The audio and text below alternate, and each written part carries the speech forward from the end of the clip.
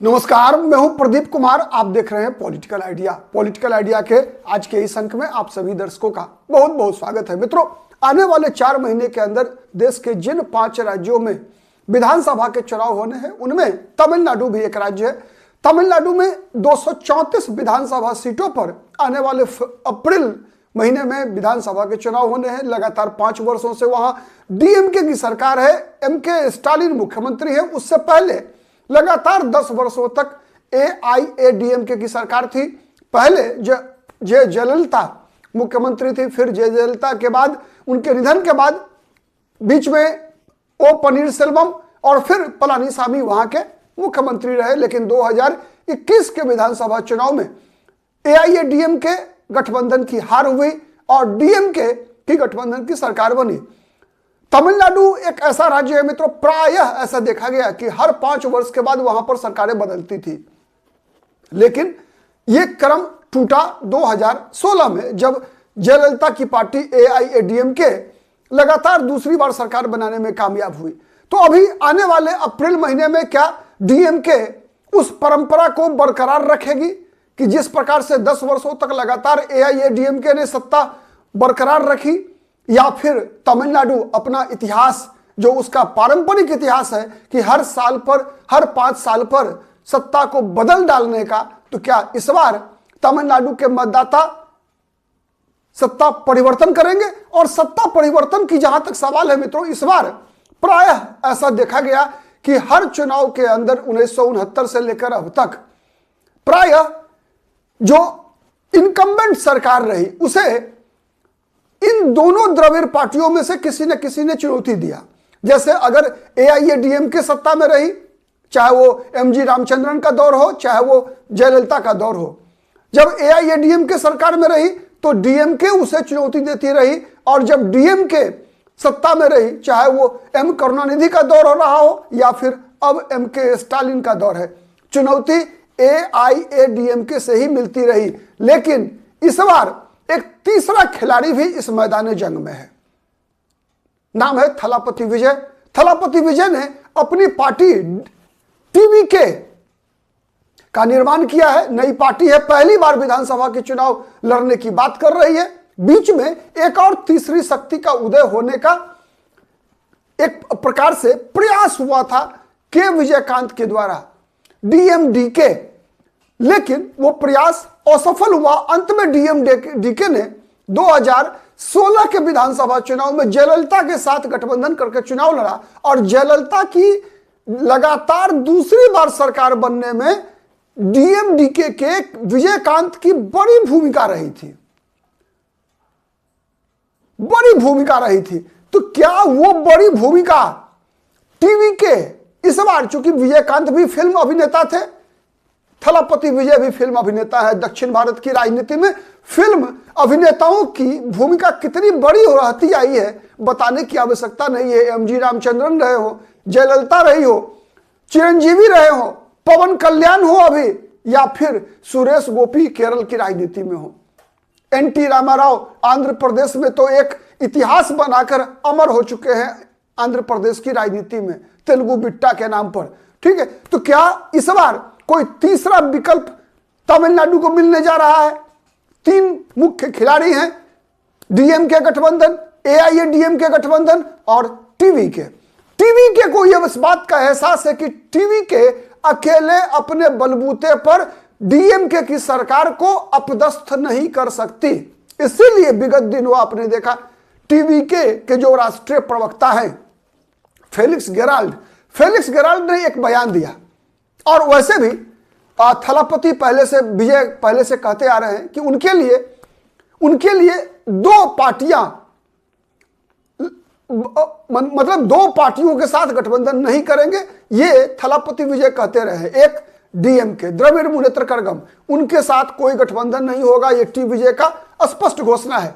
दूसरी बात उन्होंने कही और संकेत ऐसा दिया है कि भारतीय जनता पार्टी के साथ भी टी विजय गठबंधन नहीं करना चाहते। भारतीय जनता पार्टी को सांप्रदायिक पार्टी मानते हैं टी विजय, और वही डीएमके को, द्रविड़ मुनेत्र कड़गम को, एमके स्टालिन को तमिलनाडु की बर्बादी का कारण बताते हैं। तो सवाल ये उठ रहा है कि टी विजय के पास विकल्प क्या है, और जो विकल्प है उसकी तरफ इशारा लगातार 3 दिनों से तमिलनाडु की राजनीति में दी जा रही है। फेलिक्स गेराल्ड का बयान कि हमारे लिए कांग्रेस पार्टी एक नेचुरल एलाई हो सकता है, मतलब कांग्रेस को खुला आमंत्रण दिया है टीवीके ने, खुला आमंत्रण है कि आप आ जाइए हमारे साथ। दूसरा, मनिक्कम टैगोर जो कांग्रेस पार्टी के सांसद हैं, मनिक्कम टैगोर ने यह बयान दिया कि कांग्रेस पार्टी पिछली बार की तरह 25 विधानसभा सीट पे चुनाव लड़ना स्वीकार नहीं है कांग्रेस को।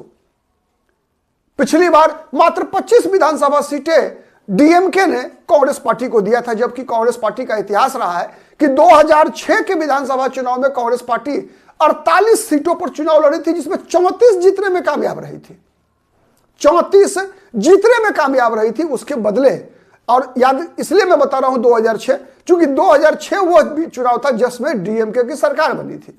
11-16 में डीएमके की सरकार नहीं बनी थी, और मान के लोग चल रहे थे कि डीएमके की हार निश्चित है।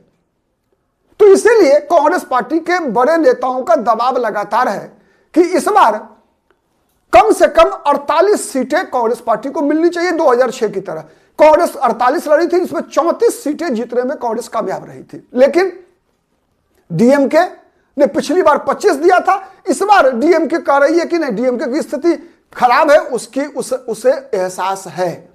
डीएमके को इस बात का भी एहसास है कि तमिलनाडु का इतिहास, तमिलनाडु की परंपरा हर 5 साल पर सरकार बदल देने की है। डीएमके को यह इस बात का एहसास है कि भारतीय जनता पार्टी के तमिलनाडु की राजनीति में प्रभाव बढ़ने के कारण जिस प्रकार से हिंदुत्व की राजनीति, जिस प्रकार से सनातन की राजनीति तमिलनाडु में भी अपना जगह बनाती जा रही है, उसके परिप्रेक्ष्य में टीवीके का उदय, थलापति विजय की पार्टी का जन्म कहीं ना कहीं भारतीय जनता पार्टी के विपक्ष में जो गोलबंदी होती है, उस गोलबंदी को कमजोर करेगा टीवीके की पार्टी। इस बात का एहसास भी कहीं ना कहीं एमके स्टालिन को है। इसीलिए एमके स्टालिन की पार्टी ने 7 सीटें कांग्रेस को अधिक ऑफर किया, लेकिन कांग्रेस पार्टी कम से कम 48 सीट लड़ना चाहती है, यह मनिक्कम टैगोर का मामला कहना है। साथ ही कांग्रेस पार्टी चाहती है कि अगली सरकार डीएमके के साथ बने तो सरकार में कांग्रेस पार्टिसिपेट करे, लेकिन इस बात के लिए द्रविड़ पार्टियां तैयार नहीं होती है, ना डीएमके तैयार होती है, ना एआईएडीएमके तैयार होती है। चाहे गठबंधन किसी भी राष्ट्रीय दल के साथ हो, बीजेपी के साथ हो या कांग्रेस के साथ हो, ये दोनों द्रविड़ पार्टियां किसी भी राष्ट्रीय राजनीतिक दल के साथ तालमेल को तैयार नहीं होती। तो सवाल है कि कांग्रेस करेगी क्या।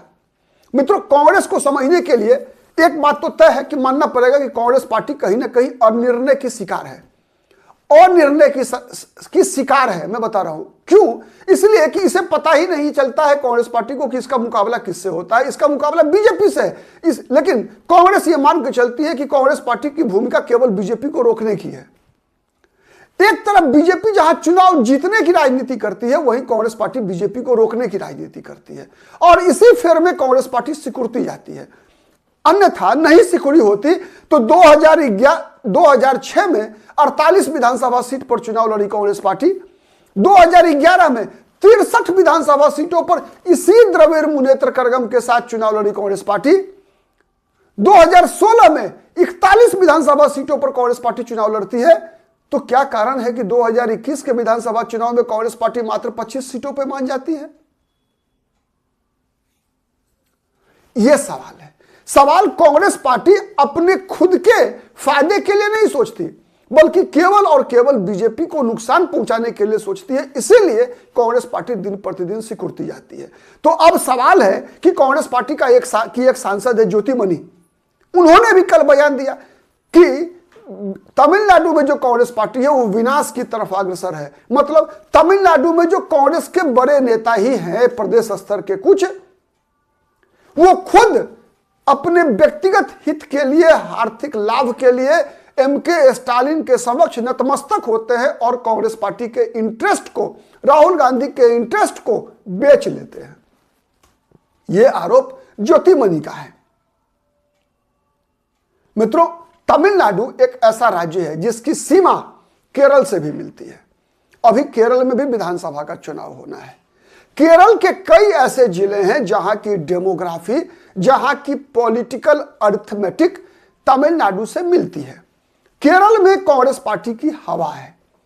विशेषकर अगर मैं बात करूं तो केरल का, तमिलनाडु का जो कन्याकुमारी जिला है, तमिलनाडु का जो कोयंबटूर जिला है, तमिलनाडु का जो नीलगिरी जिला है, तमिलनाडु का जो थेनी जिला है, ये सब जिले ऐसे हैं जो केरल की सीमा को साझा करते हैं।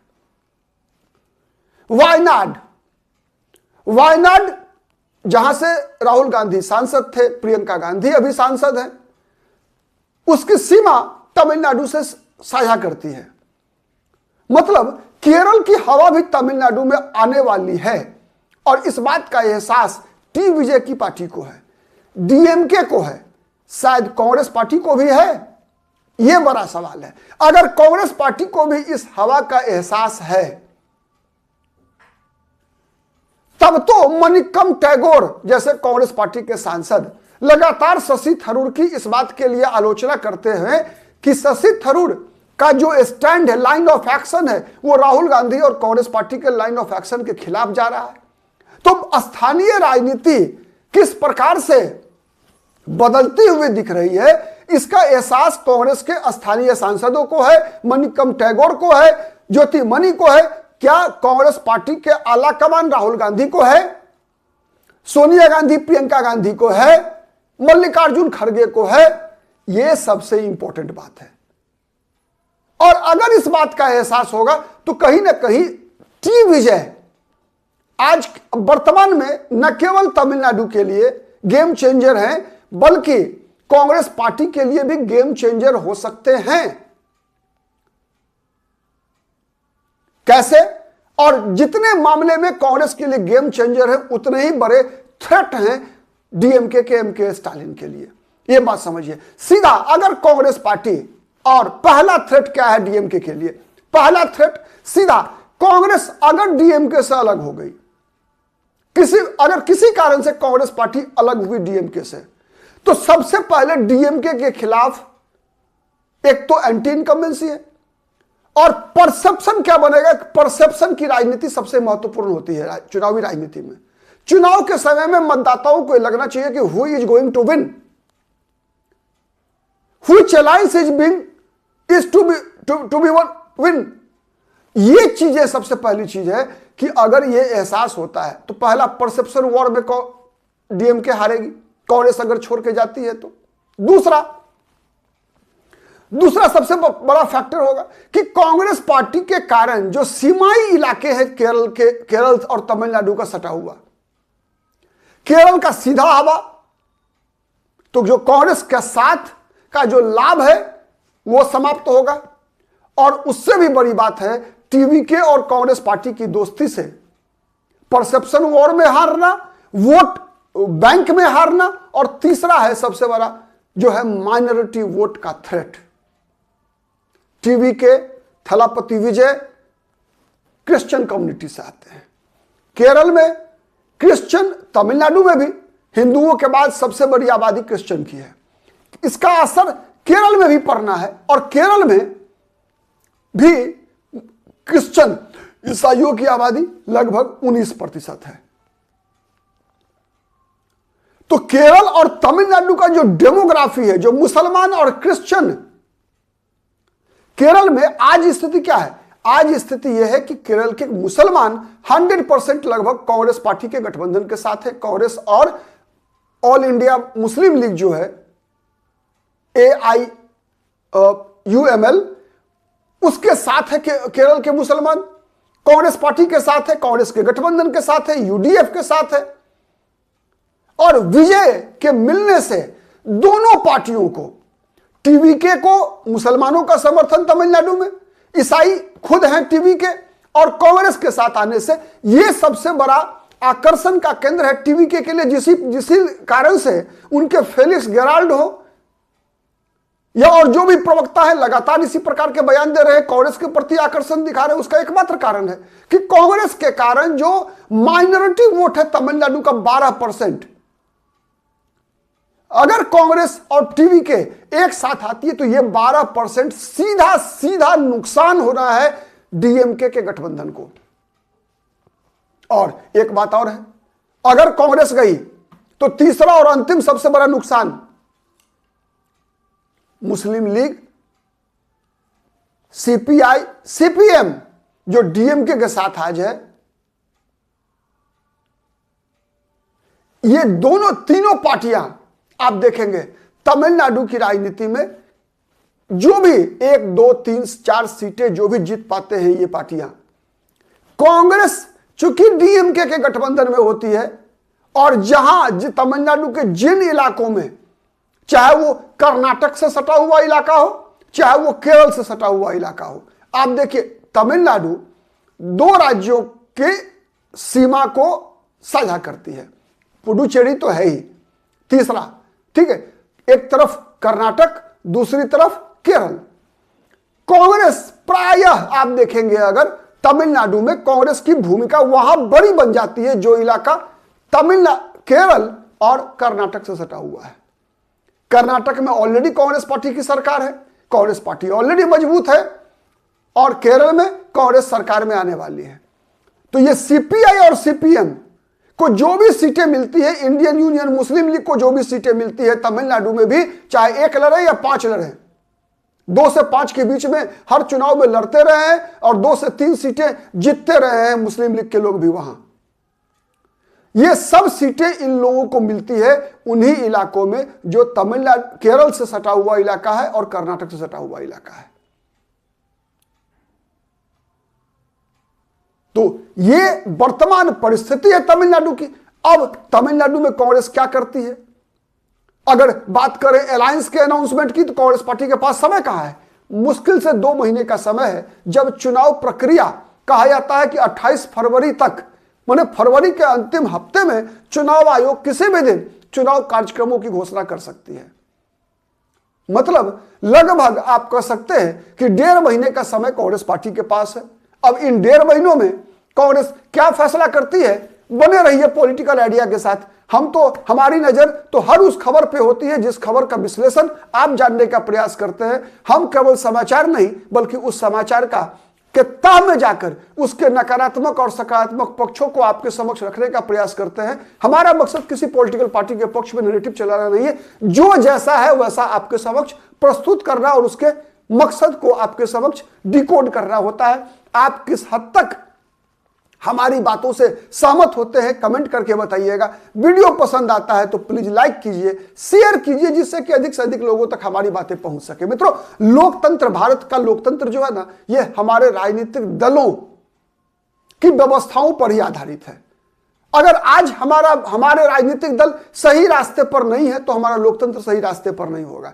इसीलिए हमें किसी राजनीतिक दल से दुश्मनी करने की आवश्यकता नहीं है, बल्कि जो राजनीतिक दल अगर हमारे अनुसार गलत रास्ते पर भी है तो उन्हें सही रास्ता दिखाना ही हमारा ये लोकतंत्र का चौथा स्तंभ होता है, मीडिया, उसका काम है। और एक मतदाता होने के नाते आपकी भी यही जिम्मेवारी है।